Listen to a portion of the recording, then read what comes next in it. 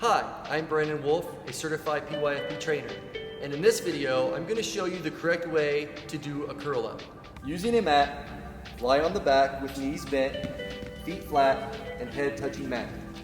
Feet should extend as far as possible with buttocks while still maintaining contact with the floor. Arms are straight, hands flat, with fingers stretched out and touching the closest edge of the measuring strip. On the up command of the cadence, curl up and slide fingers completely across the strip, keeping the heels on the mat.